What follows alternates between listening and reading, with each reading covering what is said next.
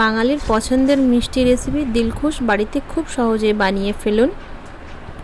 দিলখুশ বানানোর জন্য প্রথমে হিটার ধরিয়ে গরম কড়ায় ঘি দিয়ে দেব। 3 চামচ মতো ঘি দেব।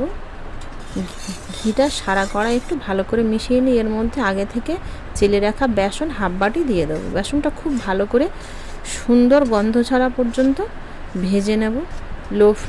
লো টু মিডিয়াম ফ্লেমে ভাজবো। বেসন থেকে সুন্দর একটা গন্ধ ছাড়ছে, দেখুন কালারটাও চেঞ্জ হয়ে গেছে। এবার নামিয়ে নেব।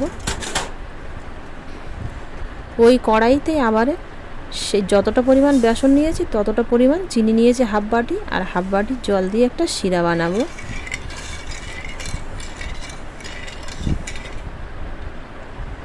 এ সাইডে যে পাত্রে মিষ্টি বানিয়ে রাখবো সেই পাত্রে সাদা তেল মাখিয়ে নেব, তাহলে মিষ্টিটা সহজেই উঠে আসবে।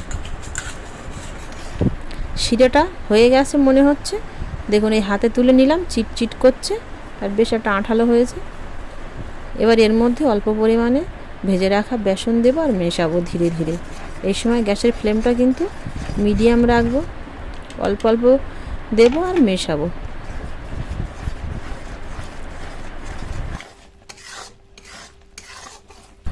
ঘন ঘন কিন্তু নাড়বো, নইলে নিচে লেগে গেলে আবার মিষ্টিটা তিতু তিতু হয়ে যেতে পারে। বেশ খানিকক্ষণ জ্বালিয়ে নেওয়ার পরে এবার এর মধ্যে এলাচ দানার গুঁড়ো দিয়ে দেবো, আর 1 চামচে 3 ভাগের 1 ভাগ বেকিং পাউডার দিয়ে খুব ভালো করে মেশাবো। দেখুন বেকিং পাউডারটা দেওয়ার সঙ্গে সঙ্গে কিন্তু একটা জালিদার ভাব এসে গেছে। দেখুন মিশ্রণের মধ্যে মানে দিলখুশের মধ্যে দেখুন একটা জালি ভাব থাকে, ঠিক সেরকমই হয়ে গেছে।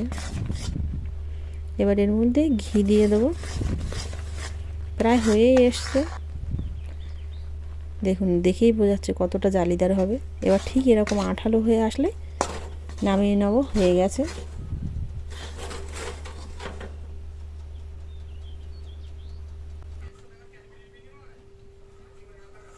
গরম অবস্থাতে হাতের মধ্যে একটু সাদা তেল মাখিয়ে নিয়ে ভালো করে এইভাবে সেট করে নেব।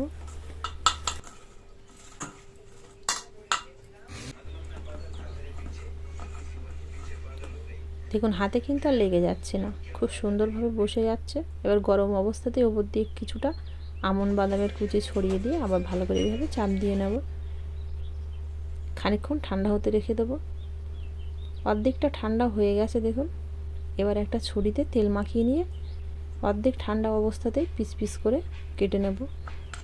পুরোপুরি ঠান্ডা হয়ে গেলে তখন যদি কাটার সময় ভেঙে যায়, সেই জন্য একটু গরম থাকা অবস্থাতে এইভাবে কেটে নেবেন, তাহলে ভালো হবে।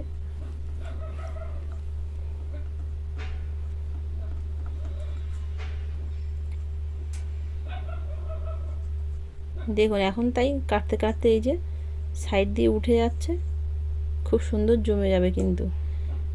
এবার পুরোপুরি ঠান্ডা হতে রেখে দেবো। পুরোপুরি ঠান্ডা হয়ে গেছে দেখুন। এবার একটা আলাদা পাত্রে তুলে নেব।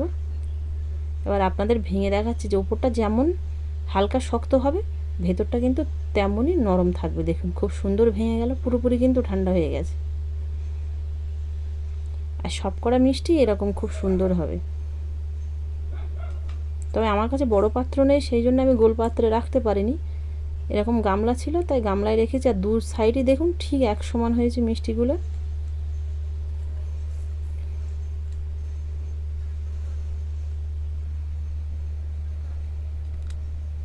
মিষ্টিগুলো খেতেও খুব ভালো লাগবে।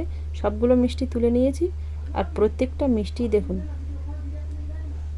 খুব সুন্দর এরকম ভেঙে যাচ্ছে। উপরটা শক্ত হালকা, আর ভেতরটা এরকম সফট আর জালিদার। তো আপনারা বাড়িতে খুব সহজে এইভাবে বানিয়ে রেখে খেতে পারেন যে কোনো অকেশানে। রেসিপিটা ভালো লাগলে লাইক, কমেন্ট, শেয়ার ও সাবস্ক্রাইব করতে ভুল করবেন না।